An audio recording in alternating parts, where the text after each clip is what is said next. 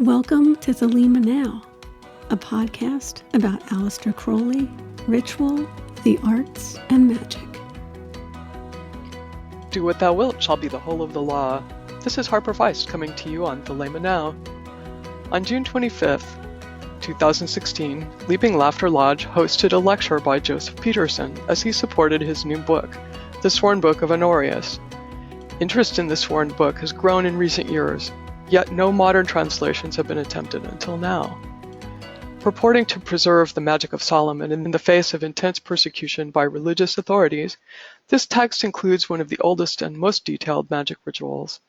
It contains a complete system of magic, including how to attain the divine vision, communicate with holy angels, and control aerial, earthly, and infernal spirits for practical gain. Largely ignored by historians until recently, this text is an important witness to the transmission of Kabbalah and Jewish mysticism to European Hermeticists. Love is the law, love under will. Start off with the Sworn Book of Honorius. This is a project that I've been working on for decades, literally. I did it, the Sworn Book, and basically all of my stuff, out of my own interest, and it's kind of cool that other people's interests overlap with mine enough to make them popular. But just to mention my own ritual practices, I don't practice the Judeo-Christian rituals like the esoteric. Yes, in various, the same way we all speak Latin in various modern versions of it. But Personally, I'm Zoroastrian, and it does bias my work somewhat, so I can touch upon that a little bit, but I know the question does come up. So basically, my study of the esoteric started with John Dee, and started reading peripherally around his influences and magic texts in general.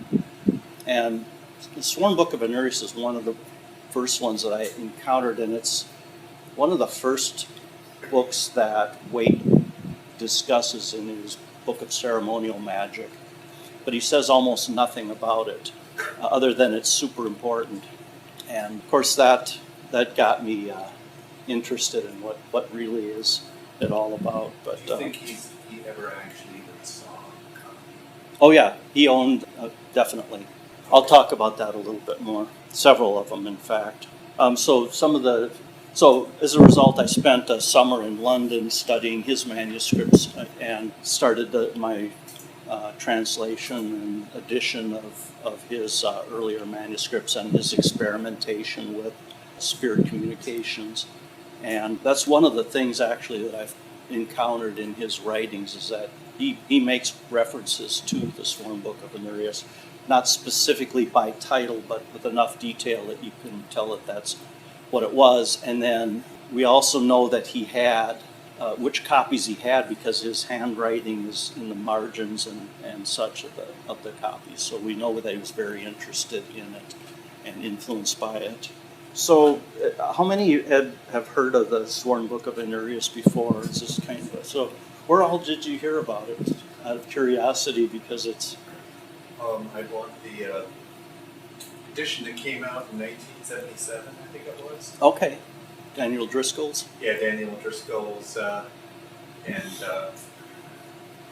the group that I was with actually made use of it. Really? Yes, and Interesting. actually some of the prayers in the barbarous tongue and Psalter were incorporated into a mass that me and a few other people wrote. Interesting. And the language is extremely powerful.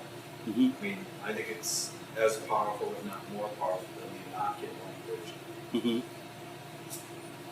Very good. How about anyone else?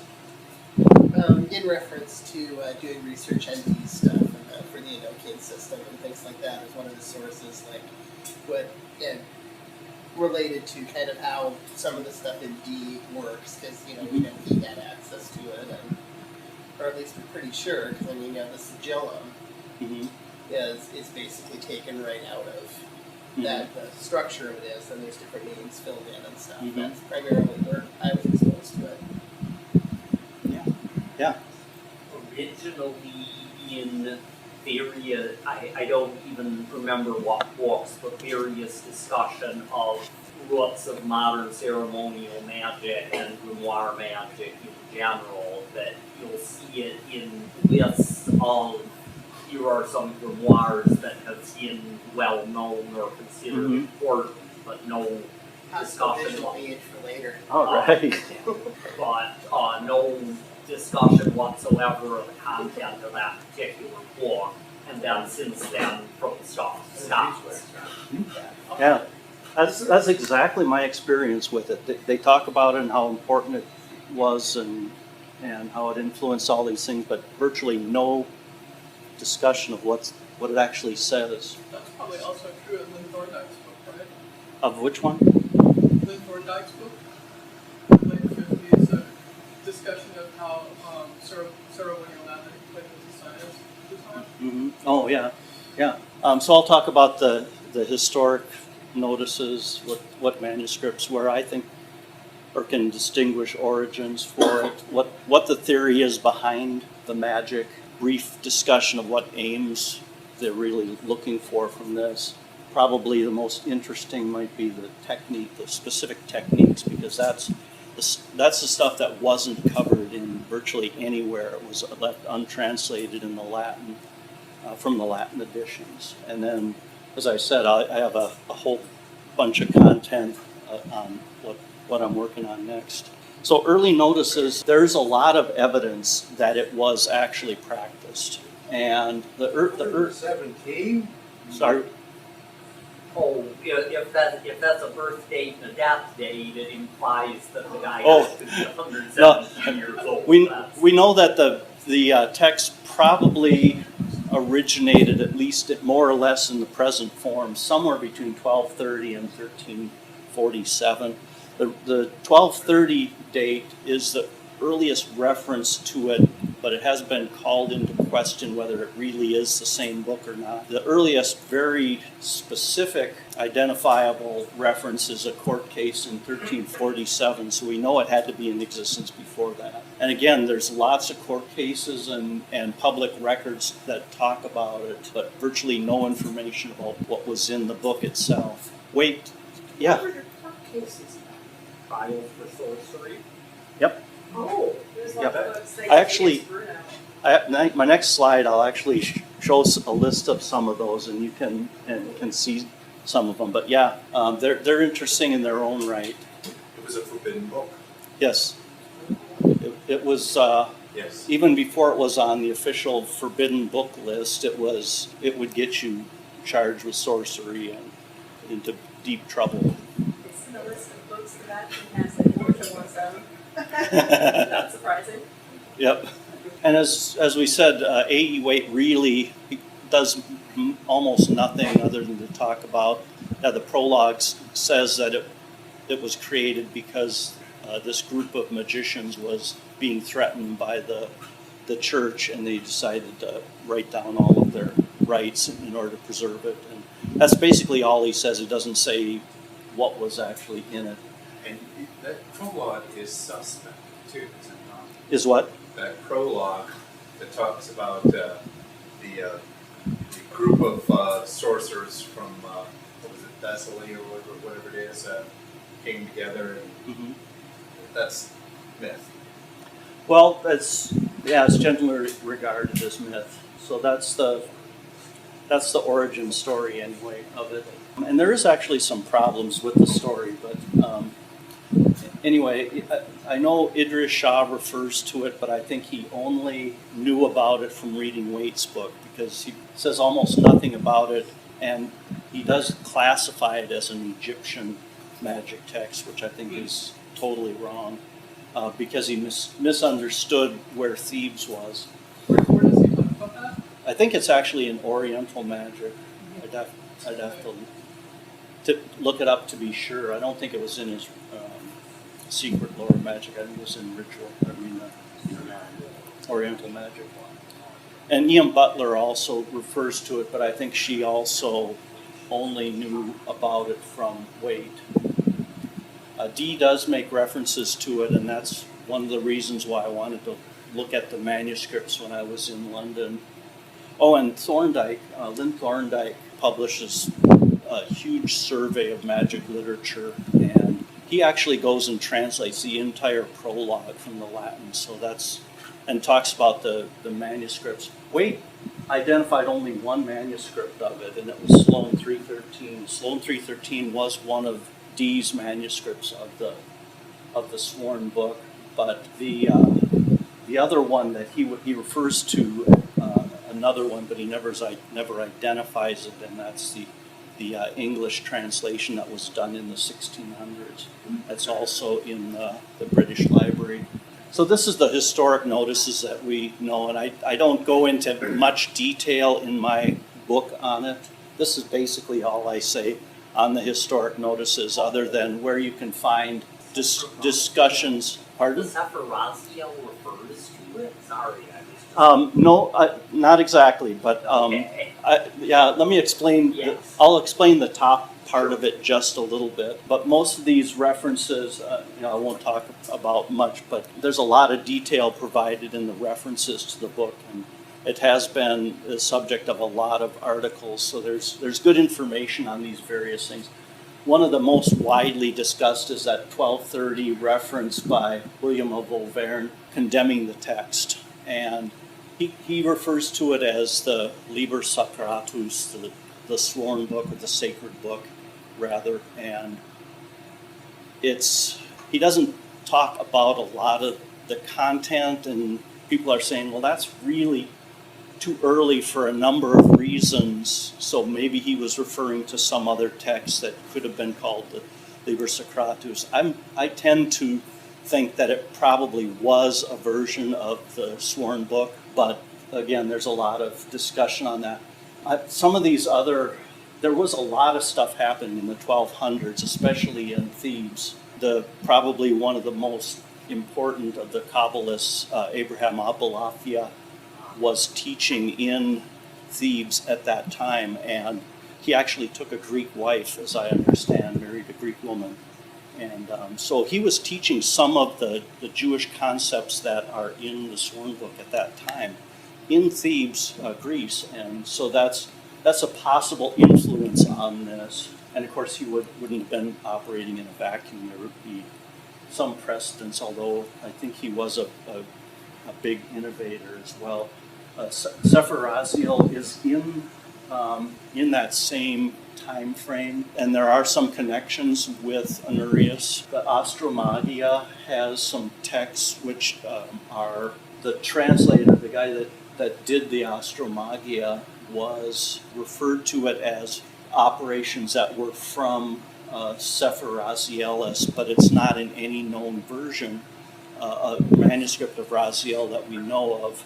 However, it was still part of Alfonso X's big manuscript translation project. And Picatrix is translated at that time too, wasn't yeah, it? most of the Astromagia is taken from the Picatrix. It's the earliest Spanish translation of the Picatrixan version of it, but it has a lot of astrological talismans is mainly the main topic of Astromagia, and some of them are these that are not from Picatrix, but from what he identifies as Sephiroth. There is some exciting work going on in this area, actually.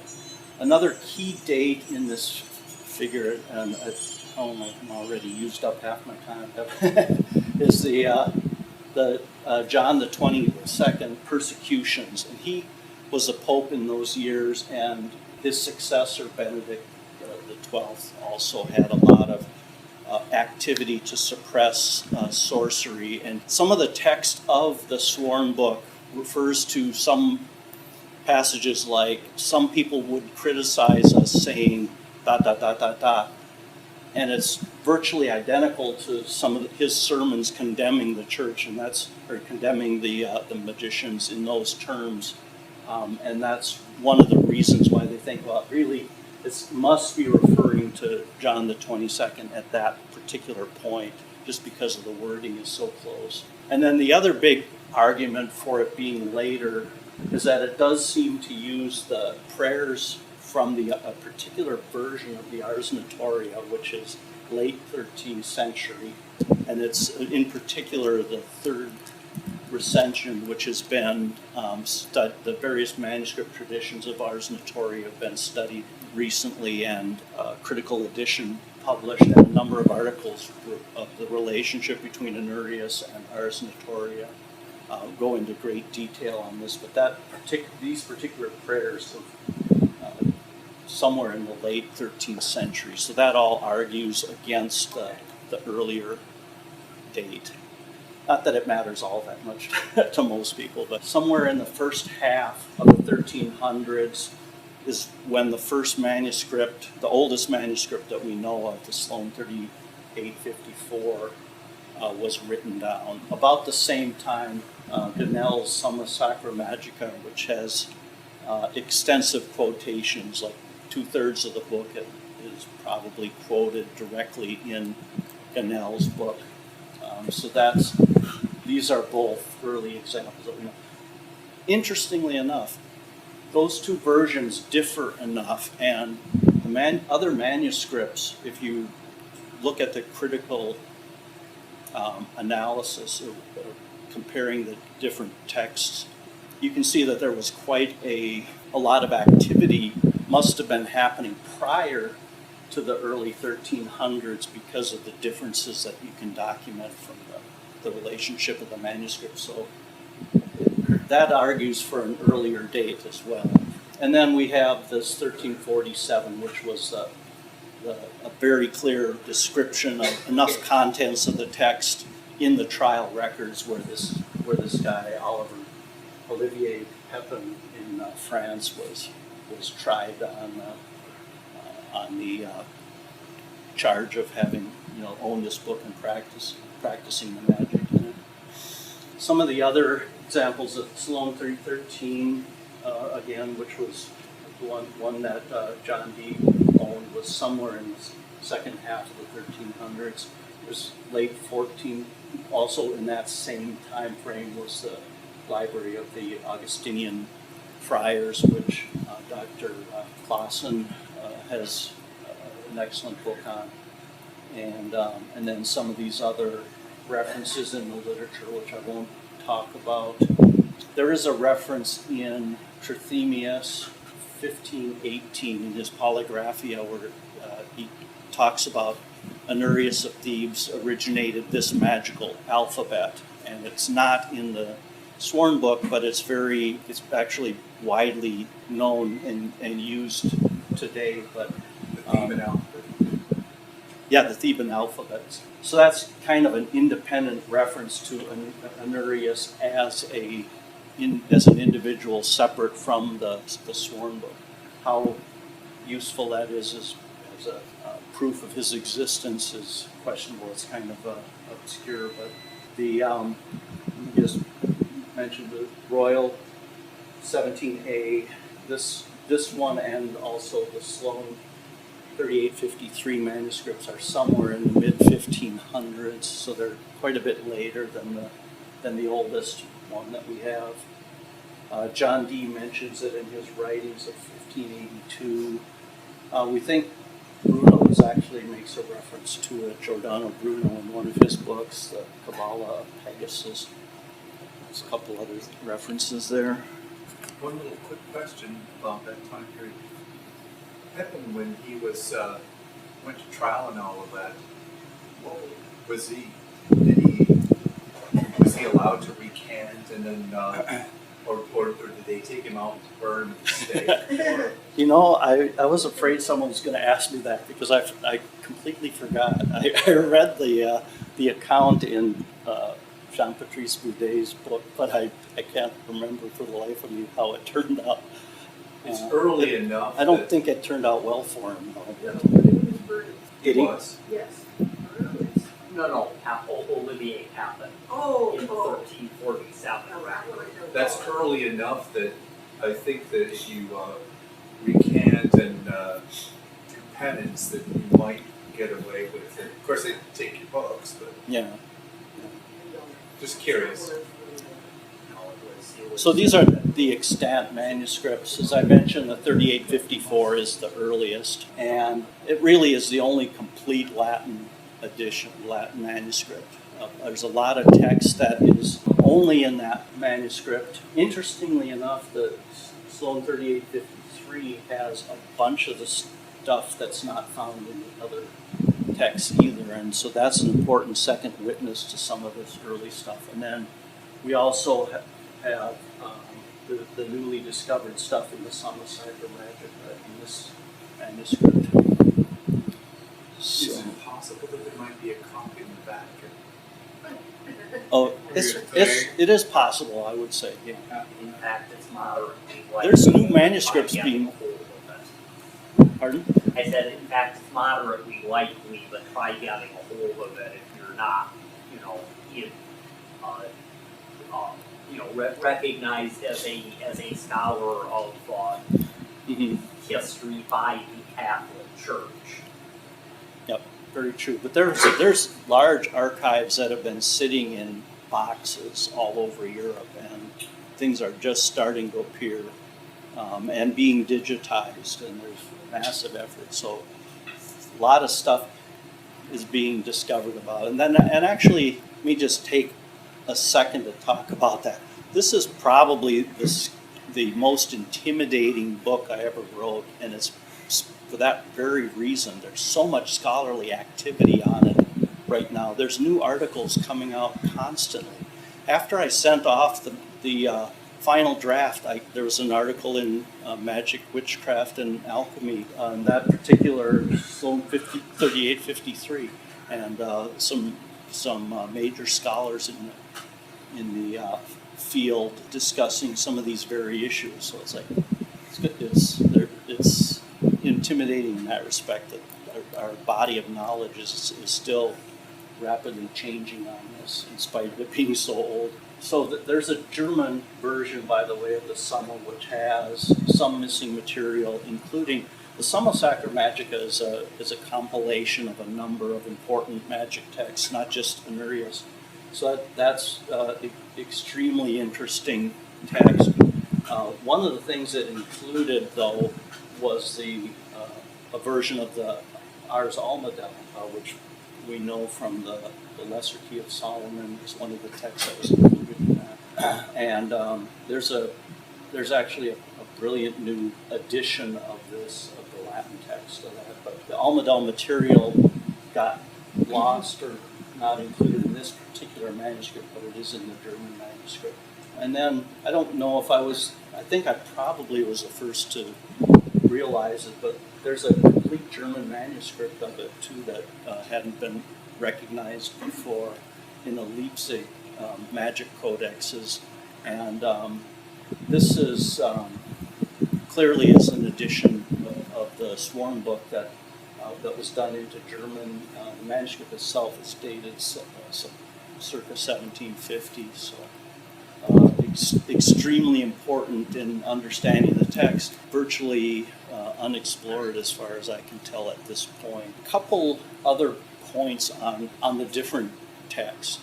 One thing that's very clear from looking at the Sworn Book manuscripts as well as other magic manuscripts, this is especially true with the Key of Solomon manuscripts, but you can see a lot of transformation, creative activities happening, and evolution of the text, as it were. People would add material to fill in the gaps. They would leave things out because they were either rushed or lost their copy or interrupted for whatever reason. So you could see a lot of fluidity in this. People would subtract. For instance, the English translation, up here, it has left out all of the material for conjuring spirits. So that's most of what we knew about the Sworn Book was from that particular English translation up until fairly recently, and it was missing all the spirit conjuration stuff. When Driscoll did his edition back in, would you say 77, he actually pulled some additional text to supplement it because he recognized that it was missing material, so he added a bunch of text. And it was kind of arbitrary what he picked, but he was trying to make a workable system out of it. It's just a very typical example of the kind of transformations that happens with the magic text. So this, I'll go over these slides fairly quickly. This is a page from, kind of hard to see with the screen resolution, but Sloan 3854, like virtually all these manuscripts, it's a collection of texts that are all bound together. And this is one of the older texts in it. It's the last text. This is a catalog page for it on page 1 that was done by some archivist. But you can see that there's Operation of St. Cyprian, which people are probably more familiar with. The Book of Consecrations, there's a couple of versions of that in Heatkever's Forbidden Rites and other references to that. Experiment on scrying. Liber Hermetis, that's fairly well known now. But the Sworn Book is the last, and it's very clearly a different scribe that wrote it from the other texts. One thing I found very interesting to me when I got this, it's actually a tiny little book. It's like super thick because of all of this stuff, and so it's like a little brick. But it's in 2 columns. The text is in 2 columns, and they're only an inch, inch and 3/4 wide. So all this tiny little writing, and even with the high-res microfilms and scans, it's still pretty hard to read. But it's kind of hard to tell from this, but it's very carefully lettered and such. One thing that you'll notice in this slide is that the initial letters, it's very typical for scribes to leave the initial letters out in a text and then come back in when they get out their colored ink pen bottles and they fill in those letters. And those are missing from many, in a lot of pages. In a couple cases that actually we have no idea what the letter was. Actually, we do now with better manuscripts, but it's just one of the characteristics of this particular manuscript. So it was unfinished, perhaps? No, only in the sense that it's missing the initial letters in a lot of cases. But I don't. It says it was ended. The colophon at the end kind of ends abruptly in the middle of a word, but other than that, it seems to be a complete manuscript. It's very strange. It's very strange. Could it be just extended in time? I don't know. No, the adventure just faded. It's like Monty Python. No. I don't know. Come back to one of the old drug caps over there. So this is 313. This is again in John Dee's manuscript, and you can see this is the magic circle, the version that he has. This is a more cursive script, and it's got his handwriting in the margins. On that magic circle on that slide, Mm-hmm. the letters, are they referencing some of the notes in the photographs? Like in the center, like it's got a bunch of letters floating around. Are those references to notes in his paragraphs around it? No, actually, the contents of the magic circle. This is something that I see as a flaw actually in the critical edition that Hedegaard did. There's descriptive text in there, but it's not referenced anywhere in the book. So if you leave it out or just show a picture of the diagram from the manuscript, you kind of lose that whole thing, and it is, including any kind of critical apparatus, which is one of the things I went ahead and did is I put together a critical apparatus for that diagram specific. Oh, so the next one is the Royal Manuscript. You can see this is very beautiful colored ink, green and red and blue and yellow, and it's it has very clear square lettering, so it's very easy to read. The other manuscripts don't have these angel pictures in it or the sigils, but they do refer to the sigils. And in Hedegaard's analysis of the relationships of the text, he does see some earlier common prototype between this and the earlier Sloan manuscript. So it has some value in that respect. And it's not all English, but people used to think that this was a 15th century text until they realized that some of the the stuff was actually seemed to be quoted directly from Agrippa, so it had to be after 1530. And this is the Summa Sacra Magica. This has virtually revolutionized our understanding of the Sworn Book for a number of reasons. Not only does it quote extensively from the text in another version, it fills in some of the gaps and it explains it supplements it and explains some of the things. It refers to, here's referring to Honorius repeatedly. Some of the texts that it quotes are clearly from Honorius, but he doesn't identify it as such, but we know it from the other manuscripts. In this particular example, he's saying that the sword that you should use, which is not really described other than you need swords for your workings, and doesn't describe any kind of consecration or decoration or anything on it. He supplements it and he says that this is from Solomon. That he got this from the Book of Solomon, but he says specifically that the sword, which he refers to as the letters, i.e. ensis, two different words basically for a short sword, but it should have the letters of the sacred name, which is that long 72-letter acronym that is written on the outside of the sigil, and it's used in other places as well. Yeah. Questions. Time period of the Summa Sacra Magica? Again, that was in the 16th century? Or 15th? Sorry. it's about the same as the earliest manuscript that we have. The first half of the 1300s. So again, this has been called the central work of medieval magic, and it has a collection of key texts. It also has lots of thousands of angelic and human names and other spirit names, etc. So it has an extensive catalog, which I don't think has really been explored very much.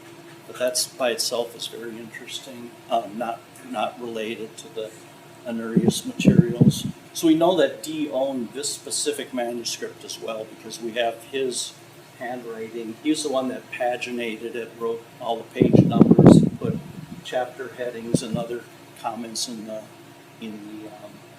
margins. And this is likely one of the versions that he was referring to when he was creating the sigil D emeth that he came up with. The other thing is about this is what I refer to as the Psalter issue. We talked about the Psalter a little bit earlier, but here you can see this is all John Dee's handwriting. But Liber Trium Animarum, most of the text of the Sworn Book refers to this Psalter, and it says, when you're walking towards the place where you're preparing the circle, you recite. I think I probably have it in the. Yeah, here's an example of the Psalter issue. So you recite 16, and then you go and recite 18, and then you recite 9, and bless the place saying 15. Draw the circle saying 18. It doesn't really tell you what the prayer is. It just says go to the Psalter and say this prayer. Well, in the Sloan manuscript, so it's referred to as the Northern European manuscripts. Summa is referred, as a Southern manuscript, so it's kind of to distinguish that. The Psalter is the Ars Notoria, this late gloss Ars Notoria, and the prayers are taken directly from that. In the Summa, he specifically says that you should recite prayer 18 from Liber Trium Animarum, and he refers to it, enough to know that it's very clear that and he doesn't have the Ars Notoria stuff. He has a whole set of prayers that are different, but from this book of three souls. So it's led to speculation why which was one of them more original than the other was this. I think the consensus is most people feel that this is probably more original, but why would the Northern Honorius not include the Liber Trium like Ganel did? And so there's some speculation about that. The prayers you can't really see. It's kind of similar in tone to the Ars Notoria, Agla, which is one of the sacred names. mighty and terrible. Hear me, and etc. I mean, it's the same kind of prayers that you would see in the Ars Notoria, a mixture of Latin devotional text and some of these voces magicae or magic words mixed in, sacred names and such. Oh, and I did talk about this. This is the German manuscript, and you can see it's not titled the Sworn Book. It's titled in German means the noblest and highest art and science, namely the divine, universal, divine, angelic, and demonic magic. It's Latin is pretty easy to read. It feels, you can see the elements of the magic circle in the German manuscript, but the German itself, the German text itself, is very, very difficult to read. Here's an example of the seal of God from that same German manuscript. We can see what the German looks like. He sounded what, mit, what, anyway. So anyone who's good at German paleography, there's a treasure trove for study. In the entire Faustian tradition. Yeah, there's a good portion of the Leipzig magic codexes they digitize them. They're all on the internet now, and a good chunk of them are Faustian texts. So very interesting and important. Oh, and this is a couple more pictures from it. And this is actually interesting because it shows the angel's seat, spirit seat. That's referred to in the text, and this is the magic circle for calling up the lowest class of spirits, which are the terrestrial angels. So these are all found in the other manuscripts as well. But I talk a little bit about the printed editions. Thorndike, Driscoll 77 that we talked about provides extra supplements for practical detail. I had started one of the first texts that I put on my Esoteric Archives website was the royal transcription of the royal manuscript, and I've pretty much continually corrected and expanded it. I added variations from the other Latin manuscripts and such. So it actually is fairly up to date, but I don't have the complete translation in there. It's the original English and Latin for the most part. I did translate some. Hedegaard did the critical Latin edition. That's already 2002. It's a long time ago that came out, but fairly expensive book now to find. But he does have a very nice introduction, and I still view it as critical because he has a critical apparatus preparing the manuscripts and a lot of explanation of the relationships of the text and how the magic works and all that stuff. I didn't try to supplement all that. And he has also an indexes of angel names and sacred words in the back, which is useful as well. Jean-Patrice Boudet, I mentioned, 2002. Must have been doing the exact same thing that Hedegaard was doing, but he published a large portion of the text in his critical edition in an article in a journal, and I have the reference in my book, but his is also I found a very valuable edition of it. I mentioned Blanchard only from the respect that he's produced a number of magical texts and charges exorbitant amounts for them, and it's basically, he just took directly from Driscoll in addition to his artwork and etc. So I found recently someone else had taken my web version from my website, printed it up, and was selling it on Amazon, and I notified them. They immediately took it down, but it doesn't help. I like to talk a little bit about Thebes. I think most of the scholars discount any of the biographical references or autobiographical references in the text as being just myth, and of the kind that's very typical in the magic literature. They'll attribute it to a particular individual or so on. But I decided that I would at least look into the possibility And I found some interesting things. As I mentioned, Thebes, there's two Thebes known in the ancient world, Thebes, Egypt, and Thebes, Greece. Thebes, Greece was referred to distinguish the two, it was referred to as Thebes of the Seven Gates, which I thought that immediately sparked my interest. But looking into it, it was a major Byzantine center, a stronghold of the Orthodox tradition. It was repeatedly invaded by the Romans, by the Roman Rite Latins, including in the 1204, it was conquered by the Latins in one of their crusades. And so we see a suppression of the Orthodox Byzantine elements, ritual elements in practice at that time. I mentioned that Abraham Abulafia was teaching in there, and some of his key concepts, the concept of the Shem HaMephorash, or the explicit name of God, as opposed to names which are basically descriptive. The highest, the almighty, typically there's a specific meaning to the names, but he referred to the explicit name, which was not a description, but the actual other Jewish elements which seem to be in the text that are consistent with his teachings. The role of the vision of God in commanding the spirits. I think that's a very Jewish concept, and some of that has been, I have more references in my book that's been documented.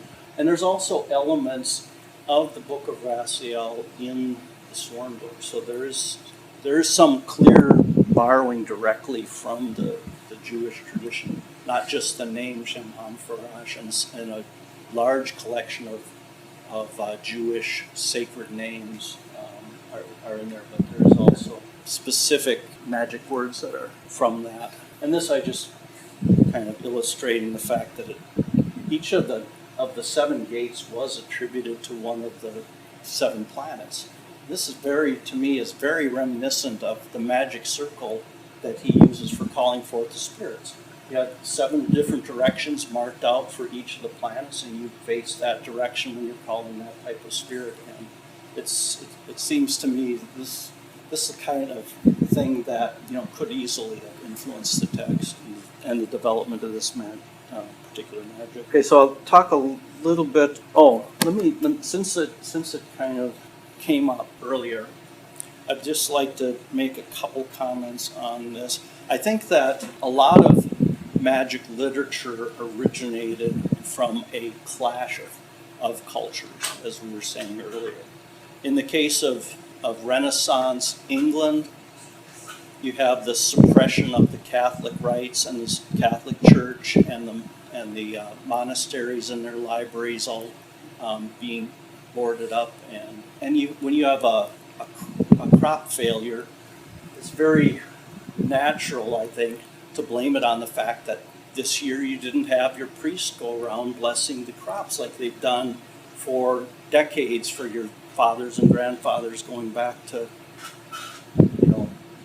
ages ago. And so it's very easy to start practicing some of that suppressed rite in secret to try and make up for what's seen as the failures of the new people that are trying to be the new authorities and try and provide all the solutions.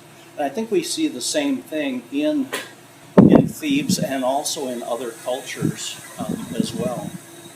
In this case, the Roman pushing out the Byzantine rites and some elements of that still surviving. In addition to that, there would be the clash of cultures between Islam and Christian Europe, which may have fomented